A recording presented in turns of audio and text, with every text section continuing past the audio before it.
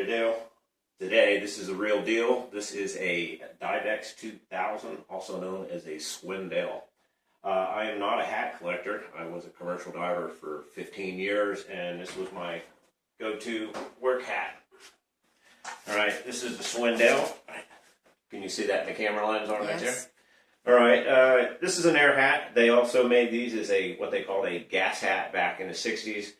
This one would have been manufactured somewhere in the 60s or the 70s, and there's a serial number on it, but I've never really cared for it one way or the other, because as far as I was concerned, this was just my work hat.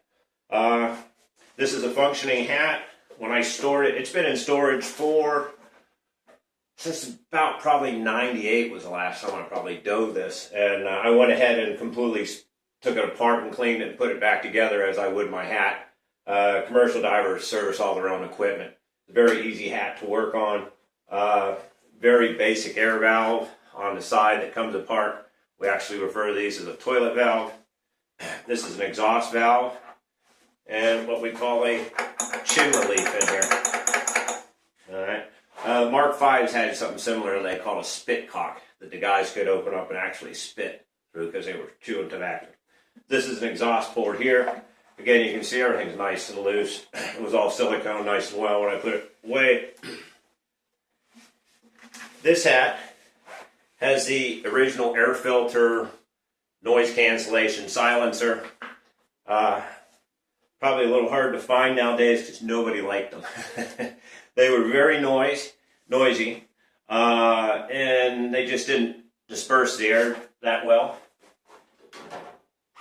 So the fix to that was a plastic tube with a little bit of squeegee in there just to move the air around. And that goes in that place, and that's a much nicer system. Guys all make little mods to their helmets when they dive. So this is a Divex 2000, also known as a Swindell. It's in diveable condition right now, or it could also make a nice display piece. I was told not to clean it up because of patina. Okay, so here's a very nice hat. Here's this thing works in such a way. We call this a neck dam. And you pull this down over the top of your head. And what that does is the neoprene rubber creates a seal around your throat. Then when you take the hat,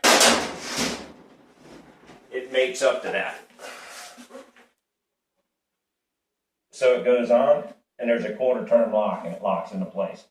And that'll keep you nice and dry on the inside, and it's like your head's in a 5-gallon bucket, as we used to say.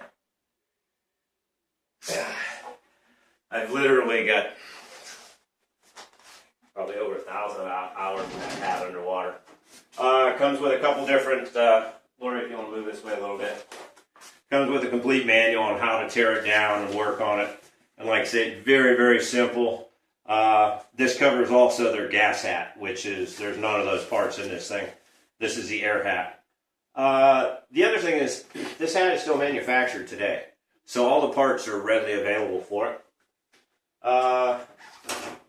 This is what they call a conventional jock strap. One piece goes through front and back. Clicks onto the neck dam in the back, comes around through the crotch and out in front. I never really cared for it. It could be a little tight for the boys. So I made myself what's called a parachute harness. And I'd have to look at it to put it on. But basically it sits between your legs and distributes the weight like a parachute would. So it comes here and pulls straight down instead of between the legs. Get extra comms for it. Brand new set of comms. Brand new front plate made of Lexan. What good is it to have a complete working hat? Step back a little bit. Unless you got a complete diver's communication system to go with it. This is a one diver hard hat radio. Use a hardwire comm. People are familiar with it will know, but the diver hardwires his comm to here. You can hear the diver at all times. You can override a diver and talk to them. In this hat, like I say, there are working comms. And you'll notice there's two plastic posts here. They're very similar. the ones on that radio. So on the diver's umbilical, the hose that carries air down to the hat, there's a set of wires, and they literally just pass through here and screw in tight. Inside this hat, you'll see you have a mouth speaker and ear speakers. So you've got complete communication with the surface. This could be a fun little toy. We've played with it many times when we lived on a boat also. You can set this up and you can basically use like a hookah gear where you run a hose off of the deck of the boat off a scuba bottle and come down to the hat. Of course, the faster you free flow, the faster you use your air. Of course, if you got the diving hat and you got the radio, you need a weight belt. So if you're diving just with a little bit of gear on and you're just playing around, a regular scuba diver's weight belt is fine. But this is a regular commercial diver's heavy belt. This one has about 45 pounds of lead on it, probably. And this is how you gear up getting ready to go off a barge. Depending on what type of weather you're in, wet suit, dry suits.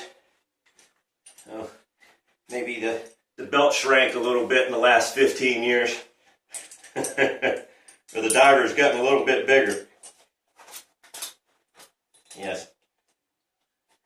Gonna have to adjust this to dive it today. Best once I put some rubber on. This is where your hose would clip in. Comes down, goes up around, wraps into your hat, along with comms. So I've got a complete diver's package here. Here's a box. Let's transport the hat around in, so it's easy to ship to somebody. The hat drops right into there and ships with it. Like I said, I've had that hat probably close to 30 years now. So I said for many years I was going to make a lamp out of it, and I never have. So if you've got somebody at this Christmas that wants something a little different, it's a working diving hat where it's a cool display for somebody's man cave. I am asking for this what it's worth to another commercial diver and not to a collector. To sell this hat, these radios go for around $800 a piece. I'm going to guess these hats new now are somewhere between $5,000 and $8,000. The heavy belt, those are quite expensive. I haven't priced one of those in many years, but that's probably at least a $500 belt.